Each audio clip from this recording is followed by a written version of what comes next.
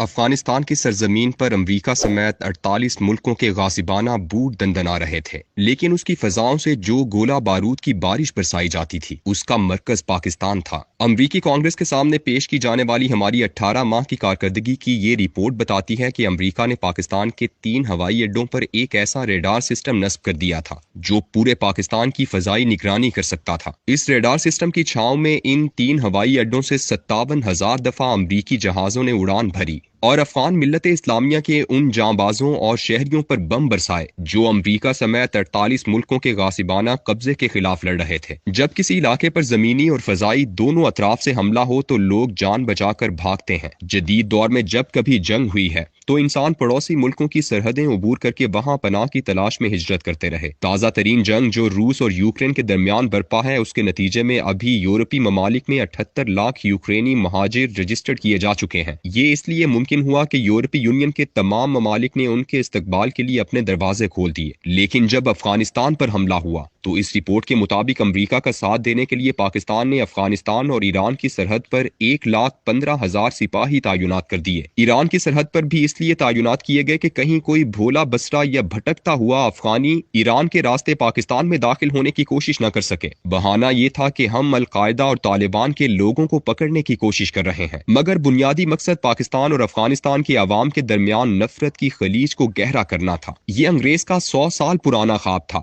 جس کی تکمیل کے لیے اس نے 3 افغان جنگیں لڑیں اور بری طرح شکست کھانے کے بعد ڈیورنڈ لائن پر سمجھوتا کر کے وہاں پختہ مورچے بنا دیے گئے۔ ایسے مورچے آپ کو پورے ہندوستان کی کسی بھی سرحد پر نہیں ملیں گے۔ انگریز جانتا تھا کہ برِ صغیر پاک و ہند کے مسلمانوں کے جب تک افغان ملت اسلامیہ کے ساتھ تعلقات ٹھیک رہے، وہ اس خطے میں مستحکم رہے اور ہندوؤں کو ان کے خلاف اٹھنے کی جرأت نہ ہو سکی۔ تاریخ شاہد ہے کہ جب پورے ہندوستان سے ہندو مشترکہ افواج سدا شوراء بھاؤ کی قیادت میں اکٹھا ہو کر اس خطے کو ہندوتوا میں تبدیل کرنے کے لیے نکل پڑی تھی تو شاہ ولی اللہ نے افغان حکمران احمد شاہ ابدالی کو مدد کے لیے خط لکھا تھا۔ احمد شاہ ابدالی کے صرف 41,800 فوجیوں نے 14 جنوری 1761 کو پانی پت کے میدان میں سدا شوراء بھاؤ کے 4 لاکھ کے لشکر کو ذلت آمیز شکست سے دوچار کیا تھا۔ بارڈر پر 1,15,000 پاکستانی سپاہیوں کی 2002 میں تعیناتی ایک آغاز تھا جس کی انتہا وہ باڑ ہے جو پاکستان اور افغانستان کے بارڈر پر لگائی گئی ہے۔ یہ انگریز کا 2 صدیاں پرانا خواب تھا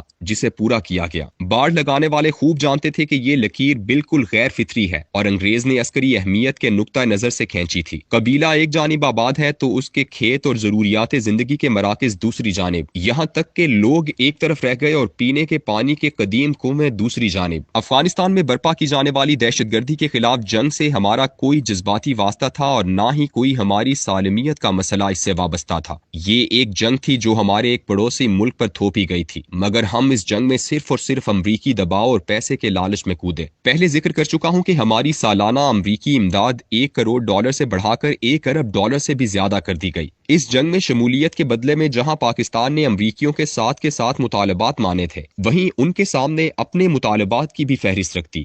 حیران ہو جائیے کہ ان میں سے ایک مطالبہ بھی ایسا نہیں تھا جس کا تعلق ان مظلوم عوام سے تھا جنہوں نے 20 سال اس جنگ میں بے گناہ جانوں کی قربانیاں دیں۔ پہلے 2 مطالبے یہ تھے کہ ہمیں امریکہ کے جدید ترین ہتھیاروں تک رسائی دی جائے اور قرضے معاف کیے جائیں۔ پاکستان کی خواہشات کا احاطہ کرتے ہوئے بش ایڈمنسٹریشن نے 1999 میں مشرف کی فوجی بغاوت کے بعد لگائی جانے والی پابندیاں ختم کر دیں اور اکتوبر 2001 میں نئے قوانین منظور کر لیے گئے۔ پاکستانی حکومت کی خواہشات کی جو فہرست امریکی حکومت کو فراہم کی گئی وہ ملاحظہ فرمائیں۔ اس لسٹ میں مختلف قسم کے میزائل، آرٹلری اور راکٹ لانچنگ میزائل سسٹم، بغیر پائلٹ سے اڑنے والے جہاز اور گزشتہ دور میں روکے ہوئے F-16 جہاز شامل تھے۔ ان میں سے کچھ ملا اور کچھ نہیں ملا، لیکن اس 20 سالہ جنگ کی اصل رویداد یہ ہے کہ ہم نے 70,000 جانیں گنوائیں، ہمارے مغربی بارڈر غیر محفوظ ہوئے، بلوچستان اور قبائلی علاقہ جات ایک ایسی آگ میں جھلسے جس کی شدت میں اب تک کمی ہوئی ہے اور نہ ہی ہمارے جانی و مالی نقصانات ختم ہوئے ہیں۔ امریکہ کی نئی وار آن ٹیرر کی منصوبہ بندی اسی دن کر دی گئی تھی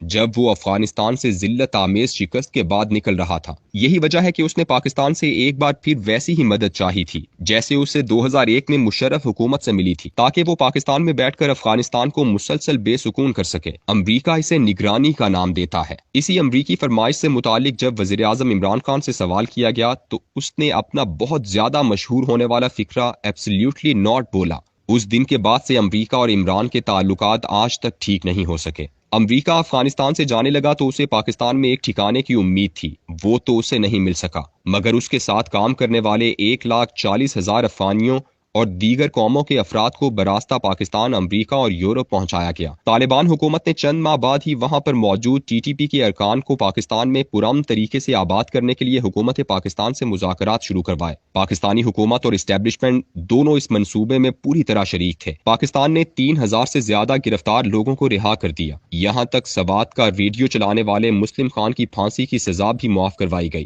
نیشنل سیکیورٹی کونسل میں باقاعدہ منصوبہ بنایا گیا کہ کیسے ان 45,000 ٹی ٹی پی کے لوگوں کو آباد کیا جائے۔ اس کے لیے باقاعدہ فنڈز کی بھی منظوری دے دی گئی۔ ٹی ٹی پی کا پرامن ہو جانا امریکیوں کے لیے ایک ڈراؤنا خواب تھا، جو اس جنگ کی سرزمین وار تھیٹر کو بند نہیں کرنا چاہتے تھے۔ عمران خان کو برطرف کر دیا گیا۔ یہ امریکہ کے رجیم چینج آپریشن کے تسلسل میں برطرف ہونے والا 73واں سربراہ تھا۔ تمام امن مذاکرات ختم اور وزیر خارجہ بلاول بھٹو امریکی دوروں پر۔ جس آرمی چیف قمر جاوید باجوہ کو امریکہ نے اس کے 6 سالہ دور میں کبھی نہیں بلایا تھا، اسے برطانیہ اور امریکہ دونوں نے شاندار استقبال کے ساتھ مدعو کیا۔ قمر جاوید باجوہ کے دورے کا احوال تو امریکی چند سال بعد سیکیورٹی پیپرز میں کھول دیں گے، لیکن بلاول بھٹو امریکی امداد کی خوشخبری لے کر وطن لوٹا ہے۔